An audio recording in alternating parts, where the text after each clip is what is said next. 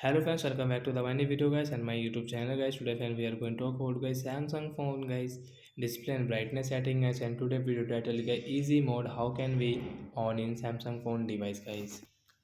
Friends, you want to on guys your Samsung phone easy mode settings, so you can on your easy mode from your phone display and brightness settings. So I will show you how can we on it and how can we use it. So we will on guys this phone setting guys. First of all, after on phone setting I scroll it. Friends, you can see this type of setting. Friends, click on guys your phone display setting guys, tap on display setting and guys again scroll it.